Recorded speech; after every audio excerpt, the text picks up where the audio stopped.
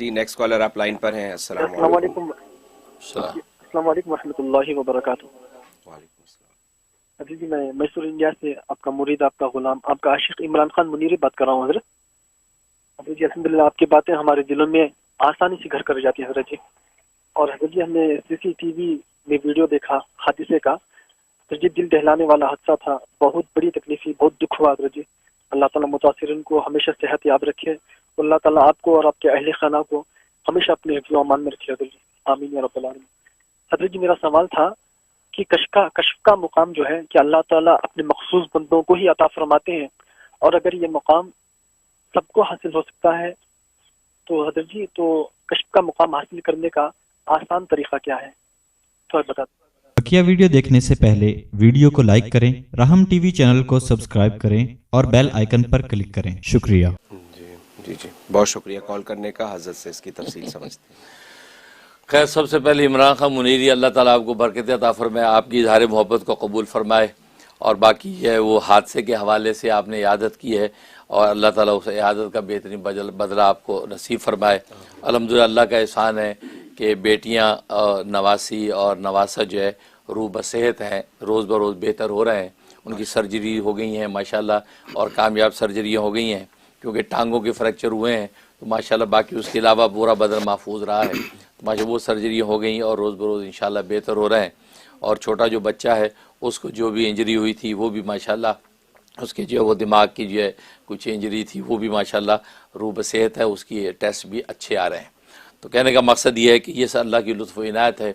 पूरे वाक़े को जब वो देखते हैं तो यूँ समझते हैं कि शुक्र के जो है पहलू ज़्यादा नज़र आते हैं सब्र से। लिहाजा अल्लाह के शुक्रगुज़ार हैं, अल्लाह ने सबकी जान बचाई और अल्लाह ने सब किसी बड़े हादसे और बड़े उससे महफूज रखा।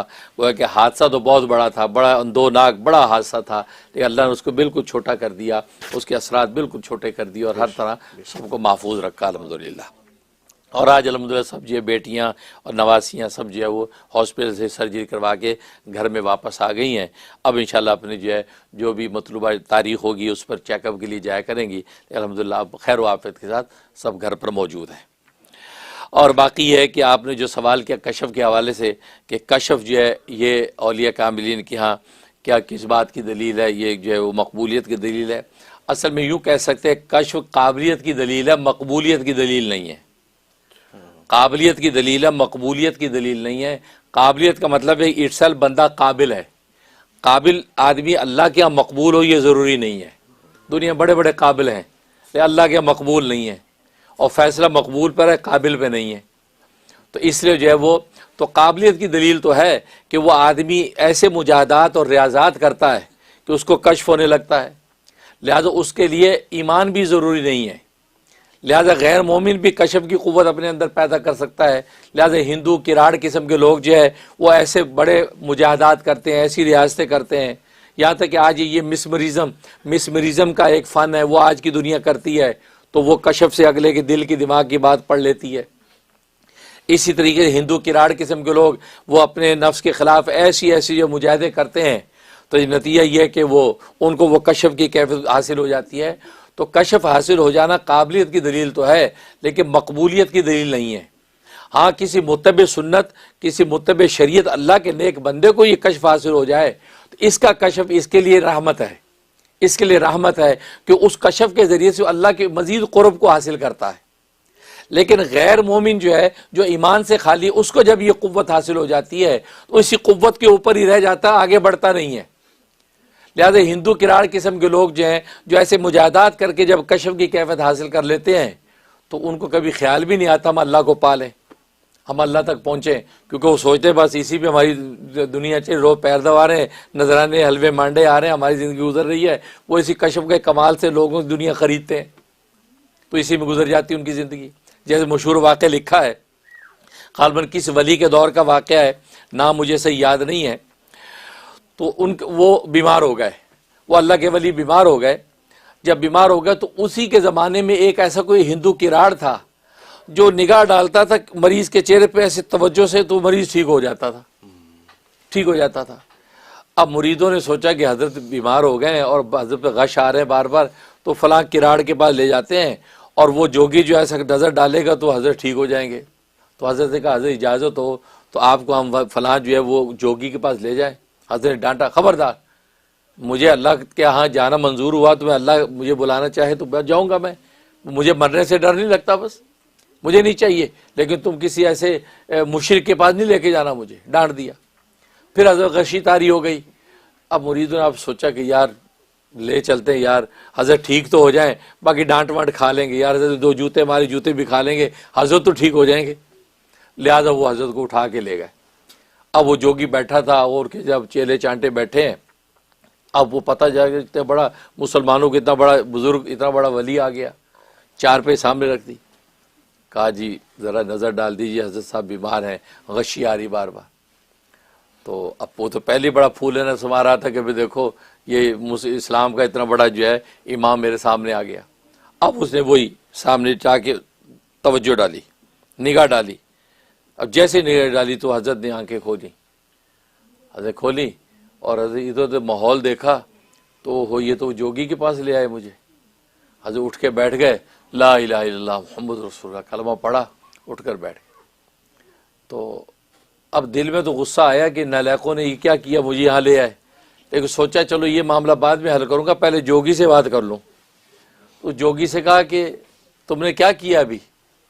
कहा कि करना क्या था, इलाज किया आपका, आप तो बीमार थे, हमने निगाह डाली, आप ठीक हो गए। कहा कि ये तुमने जो निगाह डाली मैं ठीक हो गया, इसका राज क्या है?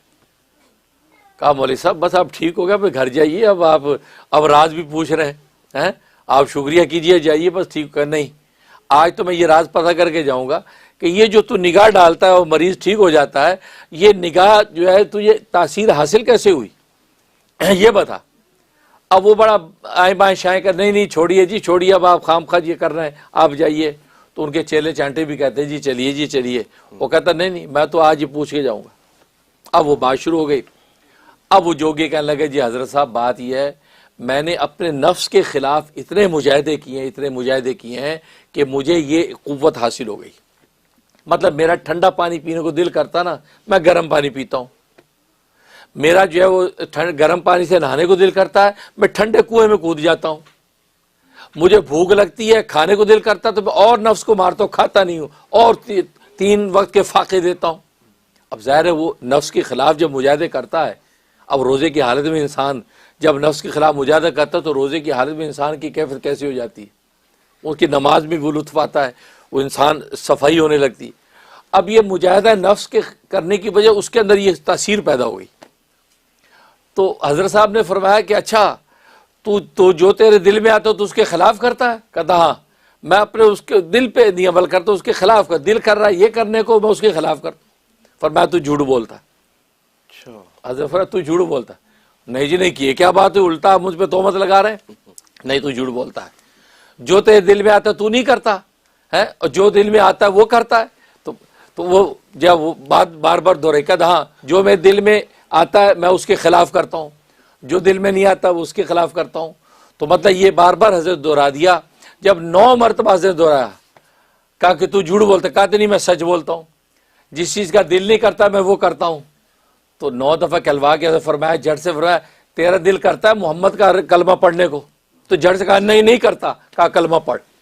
अल्लाह अकबर। क्योंकि तेरा वतीरा तो ये है कि जिस चीज़ का दिल नहीं करता वो मुझे करना होता है। जब कलमा मोहम्मद सल्लल्लाहु अलैहि वसल्लम का पढ़ने को तेरा दिल नहीं करता तो लिहाजा तेरे उसूल के मुताबिक तुझे कलमा पढ़ना होगा। सुभान अल्लाह जी। उसने कहा जी मौलवी साहब आपने तो मुझे फंसा लिया। फरमाया कि तुमने मुझसे जिस्मानी सेहत ली और मुझे ईमानी सेहत दे दी। अशहदु अल्ला इलाहा इल्लल्लाह व अशहदु अन्ना मुहम्मद रसूलुल्लाह। तो देखो उसकी राड के पास काबिलियत थी, मकबूलियत नहीं थी। उस अल्लाह वाला जो बीमार चला गया उसके बाद बज़ाहिर काबिलियत नहीं है, लेकिन मकबूलियत है। उस मकबूलियत की वजह से वो दौलत तकसीम करके आ गए जो जोगी के पास नहीं थी। सुभान अल्लाह। जो अबदी दौलत है, हमेशा की दौलत है, क्योंकि ज़िंदगी तो फ़ानी है, लेकिन उसको ईमानी ऐसी दौलत दे दी कि उसकी ज़िंदगी भी संवर गई और आखिरत भी बन गई। बेशक। तो ये है। तो कशफ की इस किस्म की जो क़ुव्वतें हैं ये तो कोई भी मुजाहिदे से पैदा कर सकता है, लेकिन बात यह कि ये काबिलियत की दलीलें हैं, ये मकबूलियत की दलीलें नहीं हैं। मकबूलियत की दलील वही है कि अल्लाह तबारक व तआला पर ईमान और इत्तिबा सुन्नत और शरीयत जब करता है, अब अल्लाह ये अता कर दे तो गोया कि दुनिया में गोया कि अल्लाह की तरफ से एक इनाम है इसे शाह वलीउल्लाह रहमतुल्लाह अलैह फरमाते हैं कि औलिया कामिलीन को जो दुनिया में कशफ और ये इल्हाम और इसी तरीके से दूसरी अनवारात मिलते हैं, गोया कि दुनिया में अल्लाह उनको एक तरह बतौर इनाम की चीज़ें अता कर देते हैं, बड़ा इनाम आखिरत में उनको मिलेगा। जी इंशाअल्लाह, जज़ाकल्लाह खैर।